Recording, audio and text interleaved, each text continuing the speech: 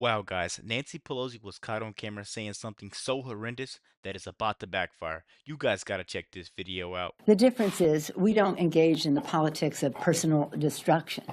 The fact is that if we just talk about the issues, for example, I think it would be interesting to people in these districts to know that the Speaker wants to take away the guarantee of Medicare.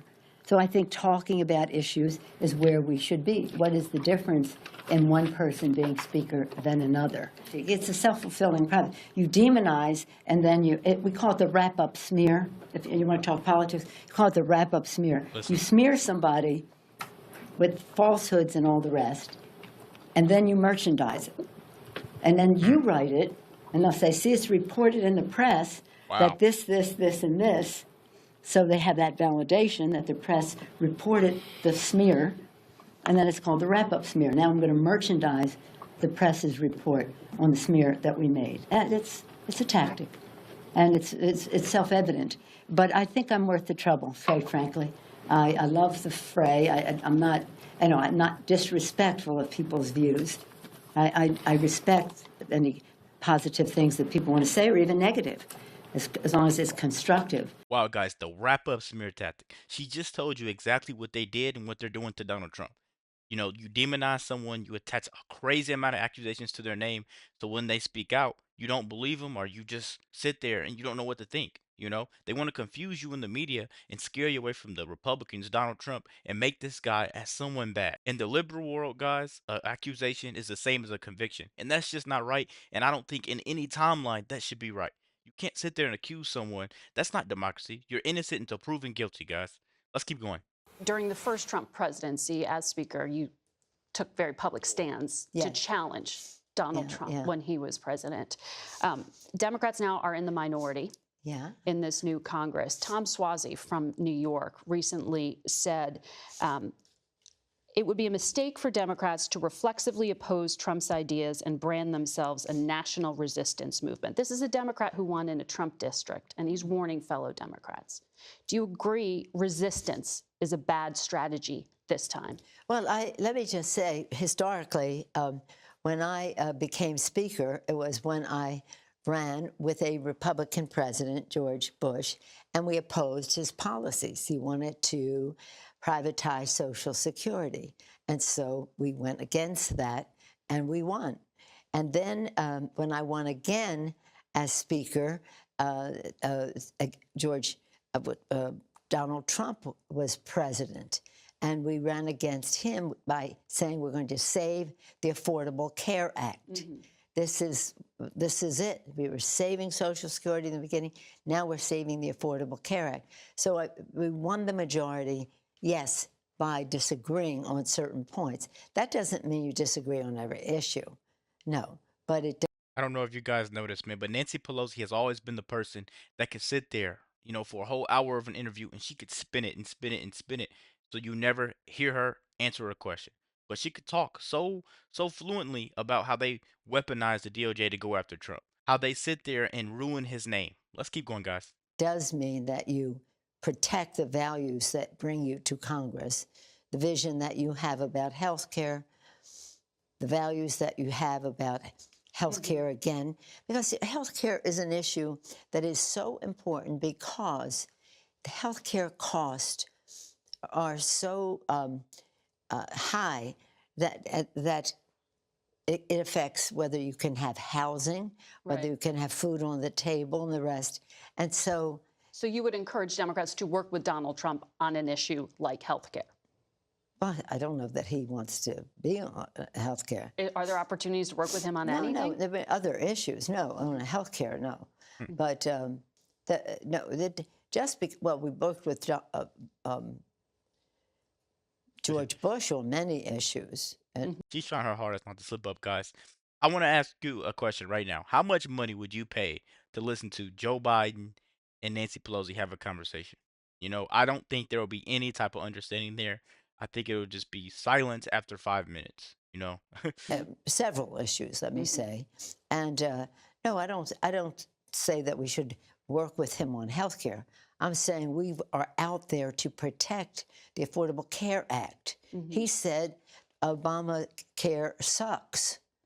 Now, that's not something we want to work with, that Obamacare sucks.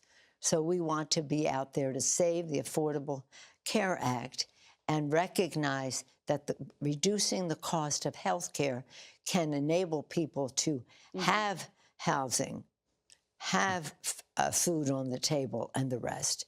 And there's studies that show the relationship between ability to have housing and food when you have good, affordable care. Guys, I didn't want to trouble you and watch the whole entire interview of that one because she sat there and tried to blame the house attack that she had on her husband on someone from the January 6th attack. That's just flat out a lie. Why didn't Margaret Brennan call her out on that? You know, she calls all the Republicans out that come on there, Marco Rubio, anybody. She tries to call them out and try to get a gotcha question. The guy that attacked their home had mental health issues. Let's keep going, guys. Rivera joins us live from Washington, D.C. So, Maddie, what's this resistance look like this time around? Well, I think that's part of the problem that Democrats are experiencing right now. They have not been able to unite around one cohesive strategy. So since retaking office, President Trump has moved with lightning speed to reshape the federal government.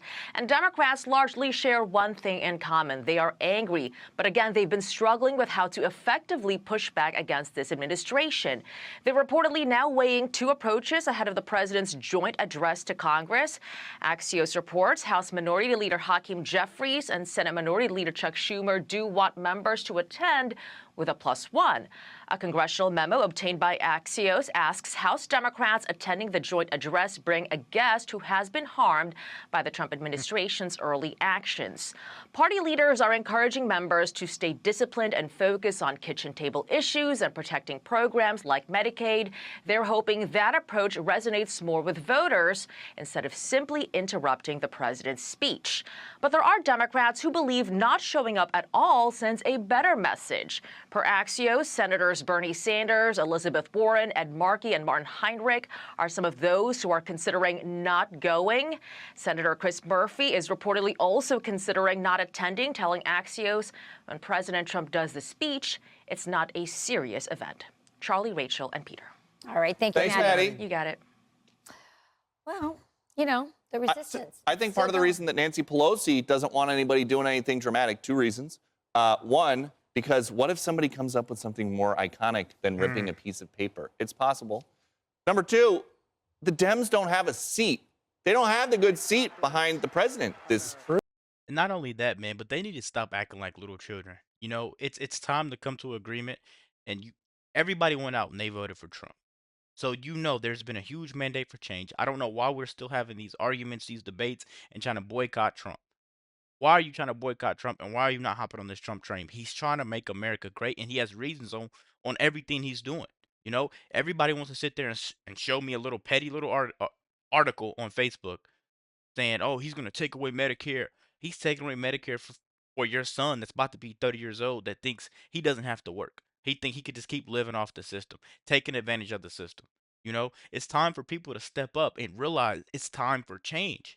I keep saying the same thing because I want people to get it through their thick skulls. It's time for change. You can't just be sitting around and being lazy anymore and collecting government money and government help. For that single mother, you know, that has a couple kids, okay, yeah, I can understand. I can see that. I can see food stamps for someone like that. You know, first it was the border patrol.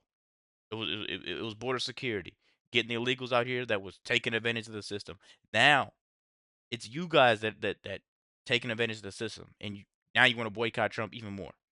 Elizabeth Warren stepping up. Investigation will be launched soon. That's what I believe. Let's keep going, guys. This year. Oh, right. And they so, can't do the antics. It's going to be J.D. Vance there on the left and Mike Johnson. So anything that they would be doing, any of these rank and file members, it would just come across as too small. I really love your profound cynicism about her motives, and I think that no one has ever gone broke in Washington, D.C. For a lack of cynicism. You can't have too much cynicism. I think you're exactly right about it. But the problem with it is, for her, she doesn't want to be outdone. But the problem is that as the protests become more and more ridiculous and futile, This was what, 6 years ago, 7 years ago that she did the alligator clap? The alligator clap is, it's so, like, it was so great. Put that back up. It was. It's better than the baby shark. The baby shark. The baby shark. Listen, it's going to be an interesting night. As you said, as you pointed out, Charlie, it's not really a State of the Union because it's only 2 weeks in. I'm sorry, 1 month in. Yeah. But usually these events. Okay, come on, you guys. I can't get enough of that. I told you earlier. For like, people think these politicians, some of them that are up there, belong in Washington. You know, and I sat there and I was like, these people belong in prison. They're corrupt as corrupt gets. You know, they've been taking advantage of the system, collecting checks, saying they're sending money here, saying they're sending money there, and really it's going to them for forever. And then they weaponize. Come on, man, like, weaponizing the DOJ was icing on the cake to me.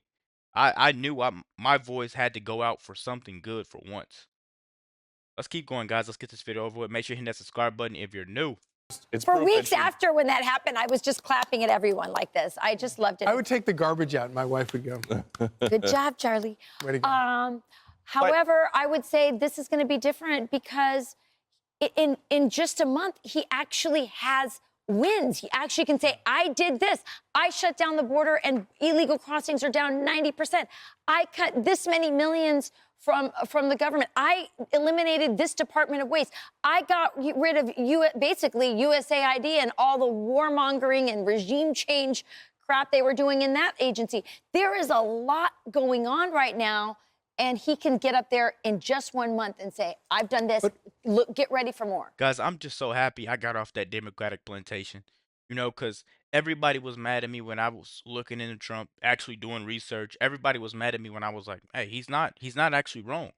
You know, it's time to make America the golden age. It's time to make America not disrespected by other countries.